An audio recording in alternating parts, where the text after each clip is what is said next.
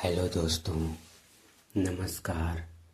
आज मैं कार्तिक पूर्णिमा कब है, सही तिथि, शुभ मुहूर्त और पूजा विधि और व्रत कथा के बारे में बताने जा रहा हूँ। ध्यान से सुनिए। सनातन धर्म में कार्तिक पूर्णिमा का बहुत ही विशेष महत्व बताया गया है। ऐसी मान्यता है कि इस दिन गंगा स्नान करने वालों पर भगवान की अगाध कृपा बरसती है।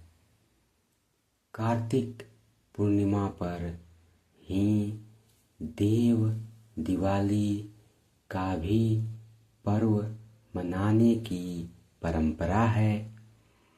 कहा जाता है कि देवलोक से देवी देवता पृथ्वी पर दिवाली मनाने गंगा के घाट पर आते हैं। देव दिवाली पर लक्ष्मी नारायण और भगवान शिव जी की पूजा का विधि विधान है। इस साल कार्तिक पूर्णिमा 2025 बुधवार 5 नवंबर को मनाई जाएगी। देव उठनी एकादशी के बाद कार्तिक पूर्णिमा को स्वतः विशिष्ट फलदायी माना जाता है। इस दिन पूजा पाठ के लिए शुभ मुहूर्त या पहले सुबह गंगा स्नान करना श्रेयस्कर माना जाता है। वैदिक पंचांग के अनुसार साल 2025 में कार्तिक मास की पूर्णिमा तिथि मंगलवार 4 नवंबर को रात 10:36 से आरंभ हो जाएगी, जो बुधवार 5 नवंबर को पूर्णिमा तिथि शाम 6:48 तक प्रभावी रहने वाली है। ऐसे में परंपरा अनुसार उदया तिथि को ही बलि मानते हुए कार्तिक पूर्णिमा 2025 बुधवार 5 नवंबर को ही मनाई जाएगी। इस साल कार्तिक पूर्णिमा 2025 पर गंगा स्नान करने और दान पुण्य करने के लिए शुभ मुहूर्त बुधवार को भोर में 4:52 से लेकर 5:44 तक बताया गया है। इस शुभ मुहूर्त में गंगा स्नान के बाद जरूरतमंद को दान देने की परंपरा रही है। स्नान दान के बाद पूजा का शुभ मुहूर्त सुबह 7:58 से सुबह 9:20 तक अभिष्ट रहेगा। शाम को पूजा का मुहूर्त प्रदोष काल में 5:55 से शाम 7:05 तक बताया गया है। कार्तिक पूर्णिमा के दिन दीपों का दान करना भी बेहद शुभ और मंगलकारी माना जाता है।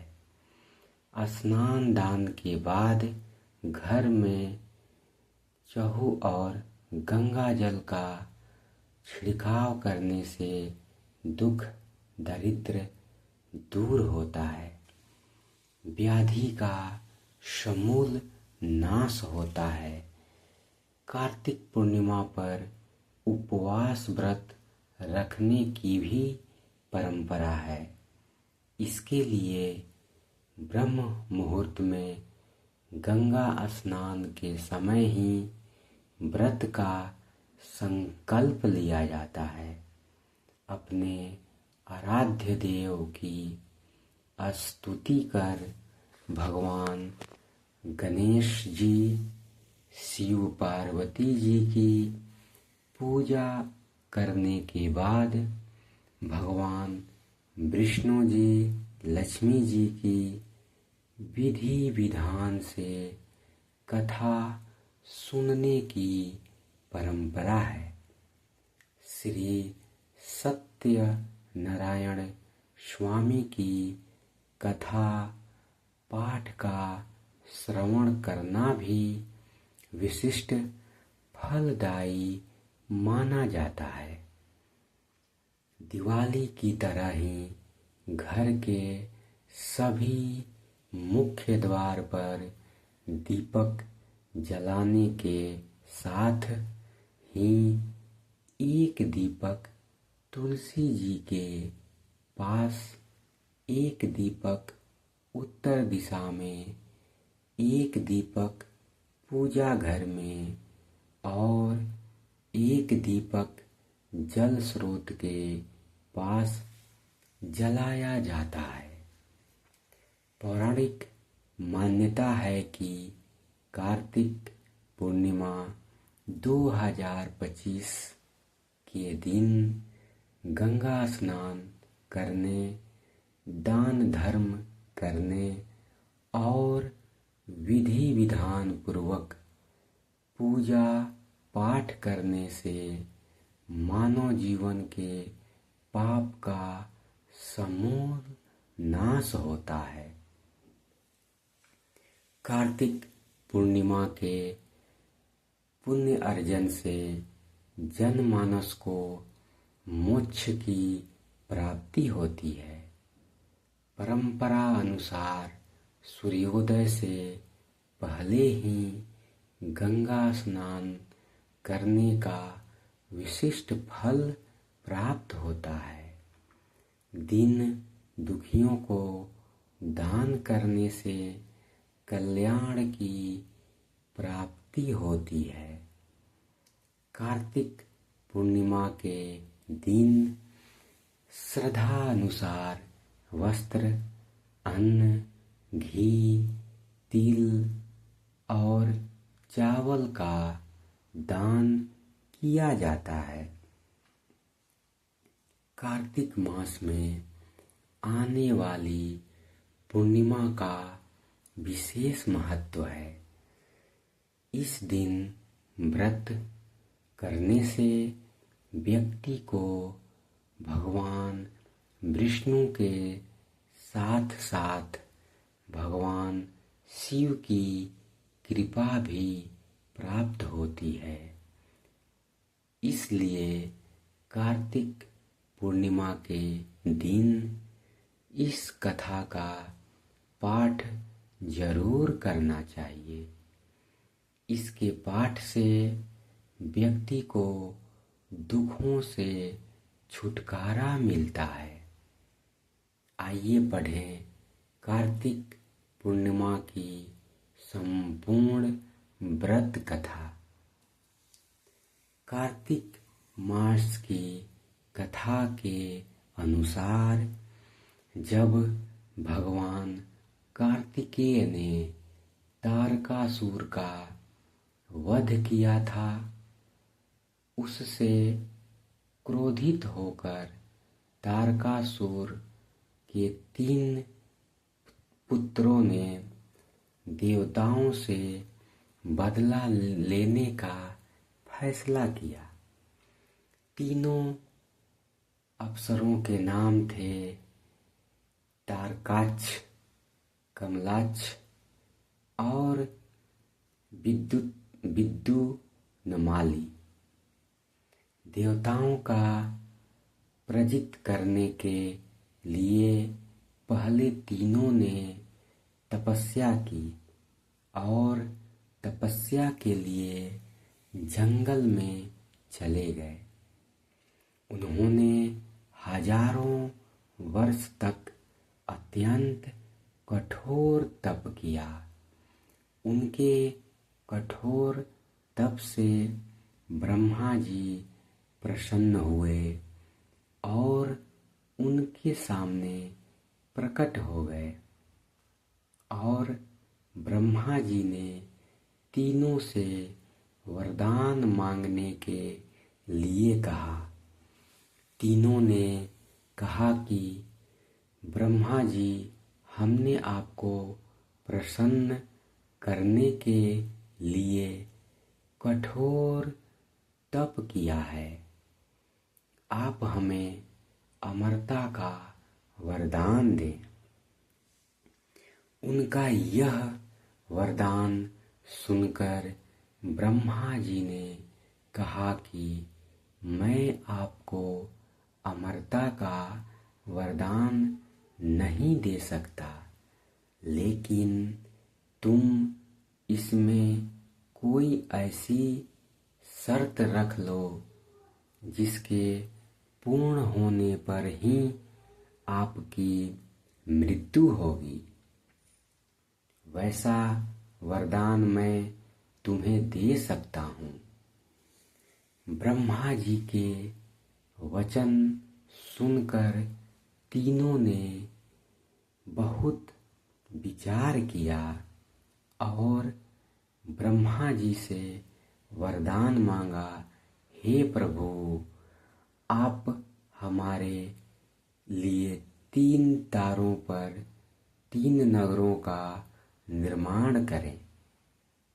वे तीनों तारे अर्थात नगर जब अभिजित नक्षत्र में एक पंक्ति में आएंगे और उसी समय कोई व्यक्ति अत्यंत शांत अवस्था में हमें मारेगा, तभी हमारी मृत्यु होगी और हमें मारने के लिए उस व्यक्ति को एक ऐसे रथ और बाण की आवश्यकता होगी जो बनाना असंभव हो। सिर्फ उससे ही हमारी मृत्यु हो। उनकी इच्छा अनुसार ब्रह्मा जी ने कहा, तथास्तु, आप तीनों के इच्छा के अनुसार ही होगा।